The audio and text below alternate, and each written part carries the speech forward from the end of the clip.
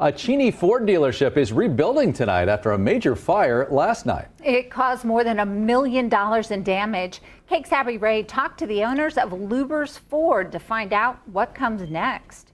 You know, you can replace cars, you can replace buildings, but lives are a different story.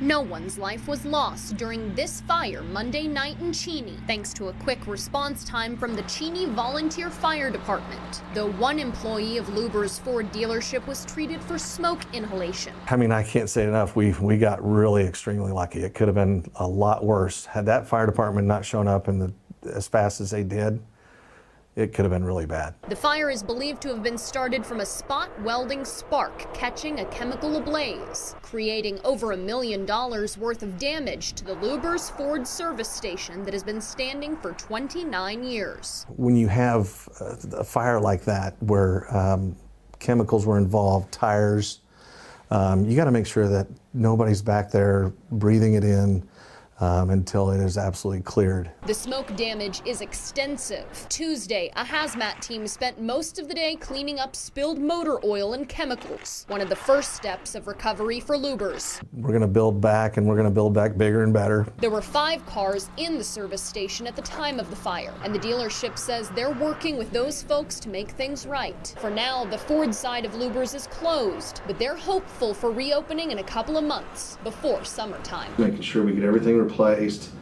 The customers that lost their cars, we're going to try and make them as happy as possible. But yeah, today's a lot better day than last night. Almost all the tools in the Ford service area will need to be replaced. But for now, the Chevrolet side of Lubbers can handle any Ford business because the two offices have moved in together temporarily. We're going to get to know each other a lot better. So, and you know, I'm just grateful that nobody got hurt. In Cheney, Wray, Cake News on your side.